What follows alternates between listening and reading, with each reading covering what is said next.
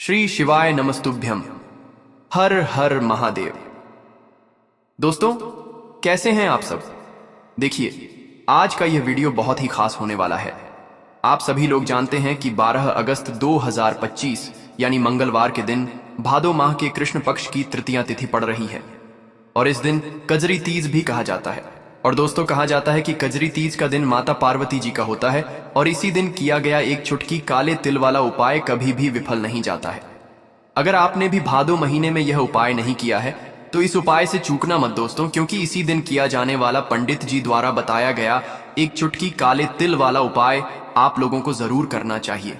क्योंकि दोस्तों, ये एक ऐसा उपाय है जो कि इस उपाय को करने के बाद दोस्तों आपको फिर कोई और उपाय को करने की जरूरत नहीं है, क्योंकि सबसे बड़ा और सबसे नया यह उपाय पंडित जी ने अपनी अभी की शिव पुराण की कथा में ही बताया है, जिस उपाय को आज हम आपको बहुत अच्छे से समझाने वाले हैं।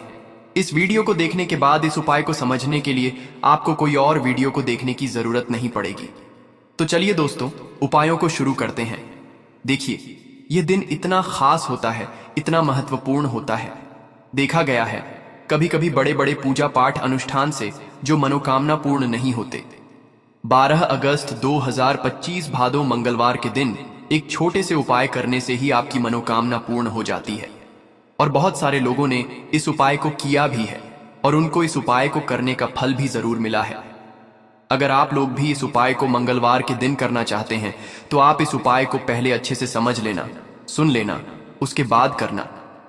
आपको इस उपाय का फल जरूर मिलेगा और इस उपाय को कर लेने से आपके घर में चाहे किसी भी प्रकार की दुख और समस्या क्यों ना चल रही हो, चाहे आपको उसका कारण भी नहीं पता है कि भाई ये समस्या किस कारण से चल रही है, उसका कुछ भी कारण हो सकता है, जैसे पितृदोष हो सकता है या किसी भी तरह का मंगल दोष भी हो सकता है, और भी बहुत तरह के दोष होते हैं, कुछ भी हो सकता है। पर आपको इस उपाय को करने के लिए अपने दोष को पता लगाने की भी जरूरत नहीं है। बस मंगलवार के दिन आपको इस काले तिल वाले उपाय को आप लोगों को कर लेना है। यह एक ऐसा उपाय है जिस उपाय को अगर किसी विशेष दिन पर किया जाए तो भाई उस विशेष दिन का जो फल है वह तो हमें मिलता ही मिलता है। पर हमने उस दिन पर इस काले तिल वाले उपाय को किया है तो हमें उससे भी बड़ा फल मिलता है, और फल बहुत जल्दी मिलता है, क्योंकि आप इस उपाय को बहुत ही बड़े और विशेष दिन पर कर रहे हो। क्योंकि दोस्तों, 12 अगस्त 2025 यानी कि मंगलवार के दिन तृतीया तिथि का बहुत ही ज्यादा बड़ा महत्व होता है। इसीलिए दोस्तों, आज के इस वीडियो में हम आप लोगों को एक चुटकी काले तिल वाला उपाय समझाएंगे, जिस उपाय को करने से अगर आपकी किसी भी प्रकार की मनोकामना है, किसी भी प्रकार की परेशानी है, सबसे ज्यादा समस्याएं आपके जीवन में ही हैं। अगर आपको धन प्राप्ति नहीं हो पा रहा है, रुपए पैसे की आपके घर में लगातार दिक्कत परेशानियां चलती चली आ रही हैं, आपका व्यापार, आपकी नौकरी अगर अच्छे से नहीं चल रहे हैं, जिसकी वजह से घर में लगातार आर्थिक समस्याएं बनी रहती हैं, घर का कोई ना कोई सदस्य अगर बीमार रहता है, आपस में एक दूसरे से लड़ाई झगड़ा होता रहता है, किसी की अगर बनती नहीं है, तो पूज्य गुरु जी ने कहा है कि जब आपके जीवन में ऐसी परिस्थितियां आ जाएं कि आप एक एक रुपया खर्च करने से पहले कई कई बार सोचने लगे हो, आपको धन प्राप्ति अगर नहीं हो पा रहा हो, तो आपको सिर्फ और सिर्फ एक चुटकी काले तिल से एक ऐसा विशेष उपाय करना है जो आपकी इन सारी समस्याओं को सिर्फ 7 दिन के अंदर ही समाप्त कर देगा। तो चलिए जानते हैं इन विशेष उपायों के बारे में। लेकिन उससे पहले जो भी मेरे भाई, मेरी प्यारी बहनें आज पहली बार आए हैं या मेरी आवाज आज पहली बार सुन रहे हैं, अगर आप भी महादेव के सच्चे भक्त हैं तो वीडियो को लाइक और लें और कमेंट बॉक्स में लिखें हर हर महादेव, ओम नमः शिवाय। अब हम समझते हैं इस वाले उपाय को हमें करना किस समय है। इस एक चुटकी काले तिल वाले उपाय को हमें इस मंगलवार के दिन करना किस समय है। तो देखिए, इस उपाय को करने का जो समय है वह सुबह का समय है और शाम का समय भी है। अब देखिए, यहां पर हम मुख्य रूप से सुबह का समय नहीं बोलेंगे, क्योंकि 12 अगस्त मंगलवार कजरी तीज का दिन है और इस दिन प्रदोष काल के समय का बहुत महत्व होता है। बाकी अगर सुबह के समय भी करेंगे तो भी अच्छा होगा, उसमें कोई भी दिक्कत वाली बात नहीं है। तो चलिए जानते हैं इस विशेष उपाय के बारे में। लेकिन उससे पहले एक प्रार्थना, अगर आप नए हैं तो आप इस वीडियो को लाइक करें, सब्सक्राइब करें और कमेंट बॉक्स में आप अपनी राशि या अपना नाम जरूर डाल दें, क्योंकि हम राशि से जुड़ा भाग्य भी बताते हैं और भाग्य में चल रही परेशानियों को दूर करने के लिए वह आसान से आसान उपाय भी बताते हैं। तो चलिए अब हम अपने सबसे पहले उपाय की बात कर लेते हैं। देखिए, इस उपाय के लिए आपको 2 दीपक लेने होंगे। दोनों ही दीपक आप मिट्टी के भी ले सकते हैं और दोनों ही दीपक आप शुद्ध आटा गूंथकर उनके भी तैयार कर सकते हैं। अब दोस्तों, दोनों ही दीपक के अंदर आपको शुद्ध घी का प्रयोग करना होगा और एक दीपक के अंदर आपको गोल रुई की बाती का प्रयोग करना होगा और एक दीपक के अंदर आपको लंबी बाती का प्रयोग करना होगा। लंबी बाती वाले दीपक के अंदर आप मौली वाला जो धागा आता है कलावा का, उसकी बाती का प्रयोग भी आप लंबी बाती वाले दीपक के अंदर कर सकते हैं।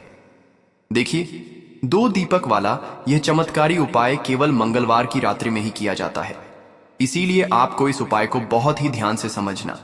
इसी के साथ में आपको एक चुटकी काले तिल के दाने लेना है और इसी के साथ में आपको मात्र एक चुटकी हल्दी भी लेनी होगी। अब दोस्तों, ये सभी सामग्री लेकर के आपको रात्रि के समय पहुंच जाना है अपने घर में, जहां कहीं भी तुलसी जी का पौधा, तुलसी माता का निवास स्थान है, वहां पर।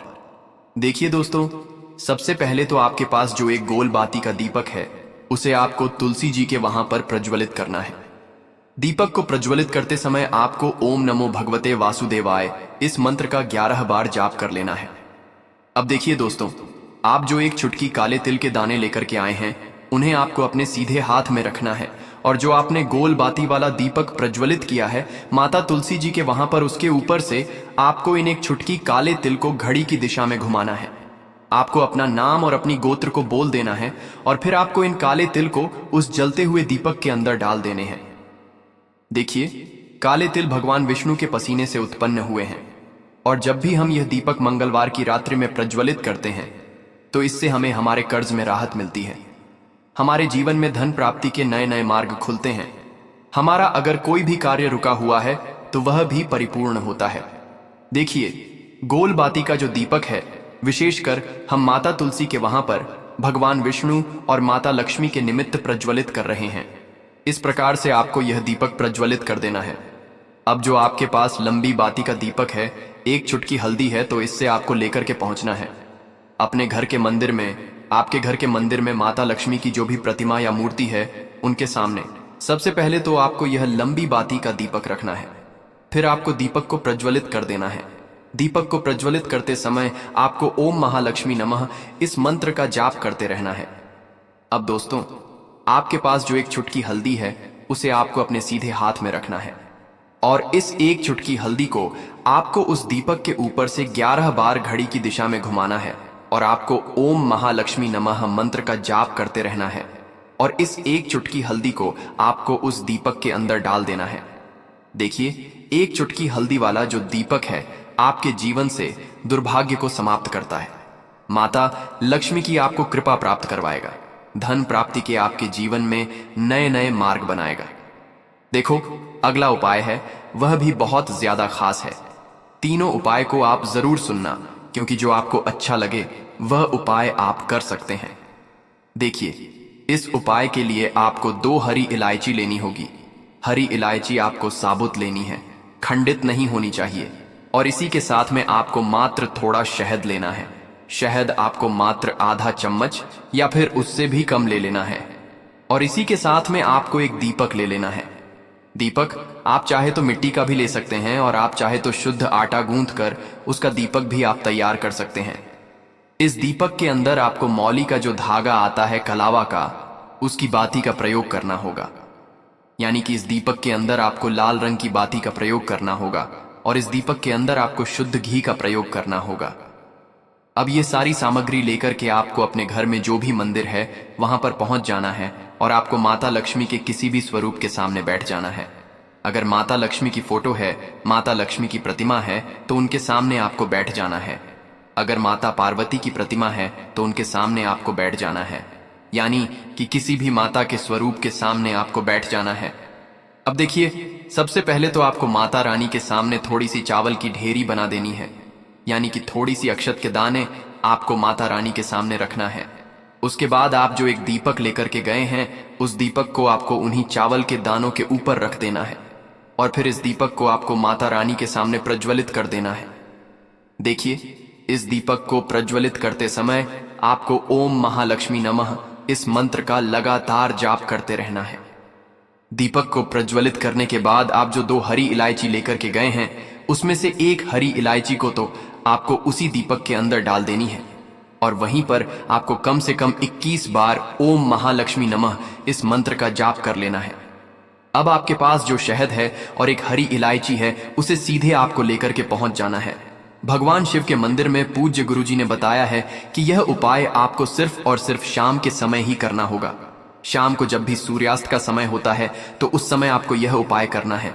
लेकिन सबसे पहले तो आपके पास जो एक हरी इलायची है, उसे आपको उस शहद के अंदर अच्छे से डुबो देना है, यानी कि शहद का लेपन उस हरी इलायची के ऊपर चारों तरफ आपको कर देना है। अब यह जो शहद से युक्त हरी इलायची है, इसे आपको भगवान शिव के शिवलिंग पर अर्पित कर देनी है और आपको श्री शिवाय नमस्तुभ्यम इस मंत्र का लगातार जाप करते रहना है।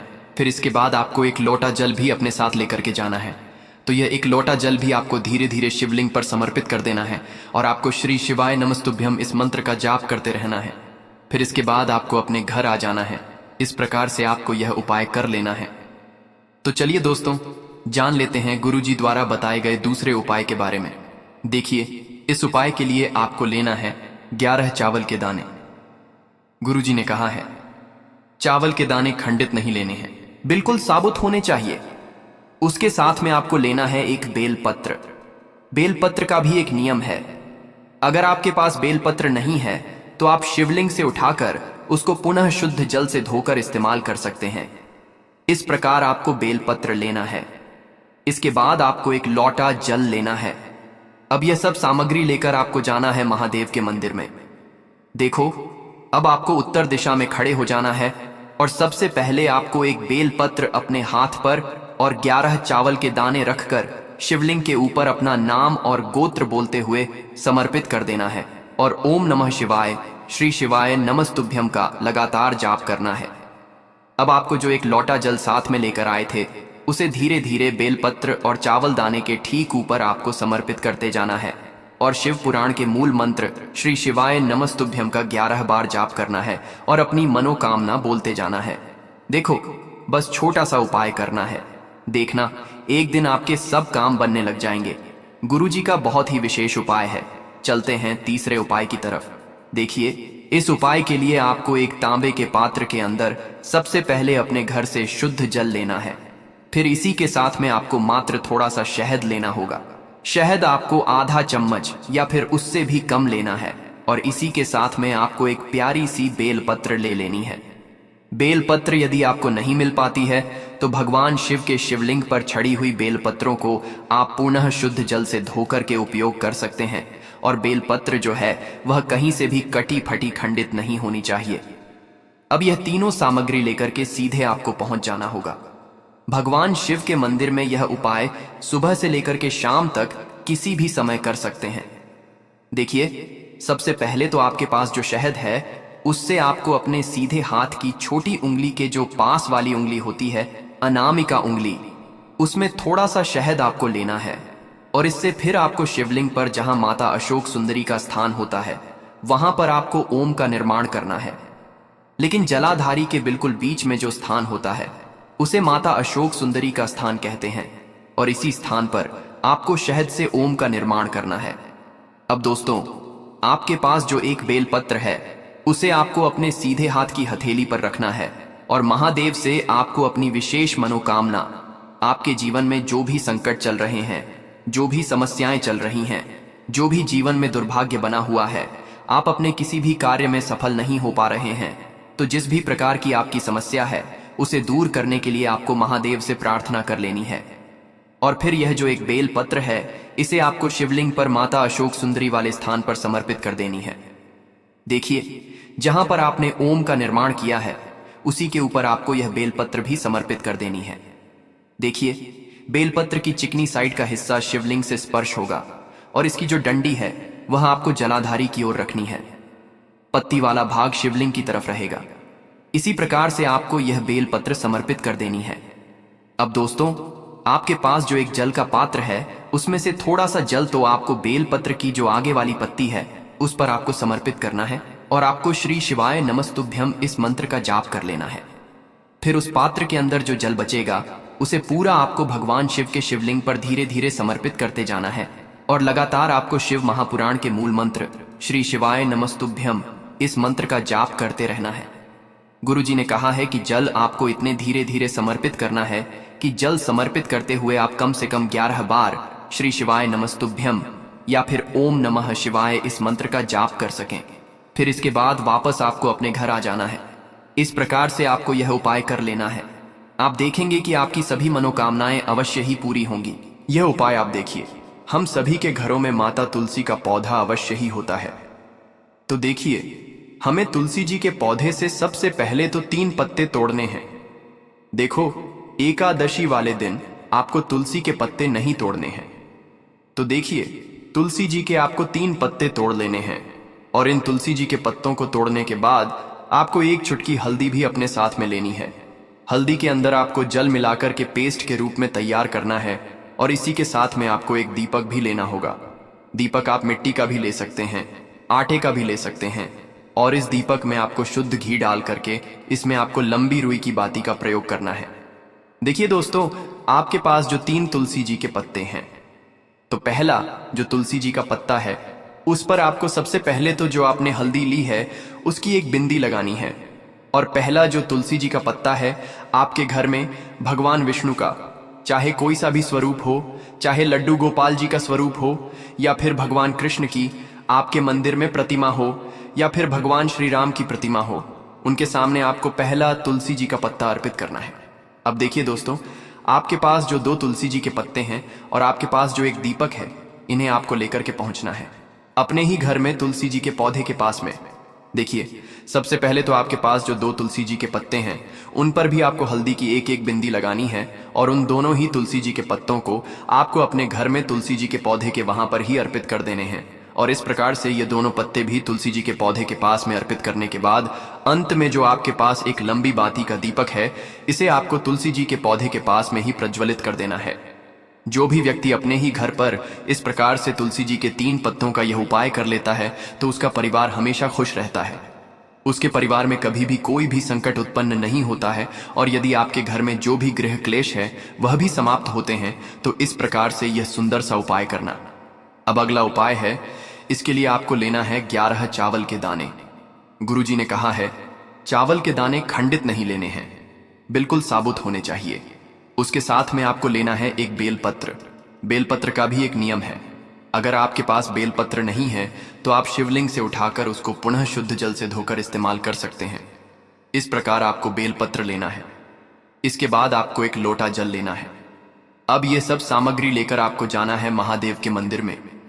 देखो, अब आपको उत्तर दिशा में खड़े हो जाना है और सबसे पहले आपको एक बेलपत्र अपने हाथ पर और 11 चावल के दाने रखकर शिवलिंग के ऊपर अपना नाम और गोत्र बोलते हुए समर्पित कर देना है और ओम नमः शिवाय श्री शिवाय नमस्तुभ्यम का लगातार जाप करना है। अब आपको जो एक लौटा जल साथ में लेकर आए थे उसे धीरे धीरे बेलपत्र और चावल दाने के ठीक ऊपर आपको समर्पित करते जाना है और शिव पुराण के मूल मंत्र श्री शिवाय नमस्तुभ्यम का 11 बार जाप करना है और अपनी मनोकामना बोलते जाना है। देखो, बस छोटा सा उपाय करना है, देखना एक दिन आपके सब काम बनने लग जाएंगे। गुरुजी का बहुत ही विशेष उपाय है।